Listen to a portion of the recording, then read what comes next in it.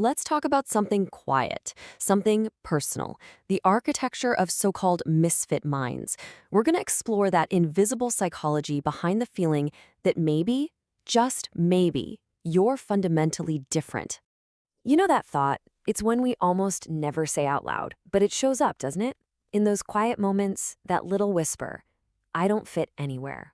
And it's so easy to take that feeling and turn it into a judgment, like it's some kind of personal failing.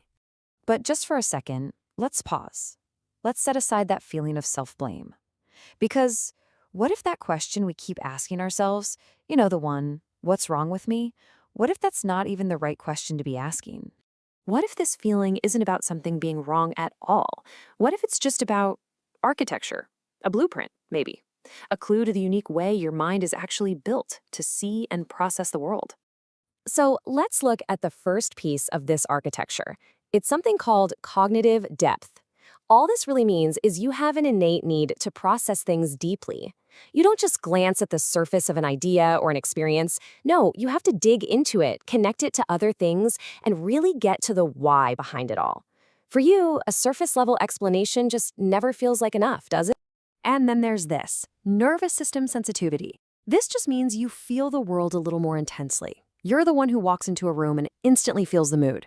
You pick up on the subtle things, the unspoken emotions, the tiny details in your environment that most people just seem to walk right past.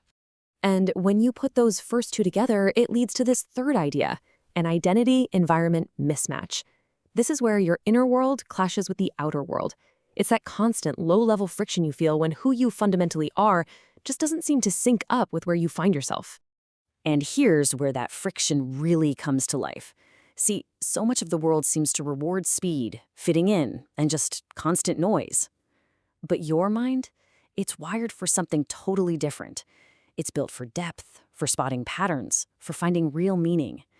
It's almost like you're running a different operating system than everyone else.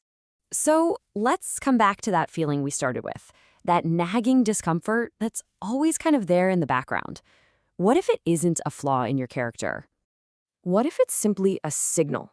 Not a problem to be fixed, but a compass. A compass that's just pointing out a basic misalignment between your inner architecture and the world around you. And if that's true, then the goal isn't to change yourself. It's not about trying to become something you're not. You don't need to sand down your edges to fit into a space that was never designed for you. You don't need to become normal. What you need is to find environments that are actually compatible with your operating system. Places and people that don't just put up with your depth and your sensitivity, but that actually value them. You need to find a space that matches how your mind actually works.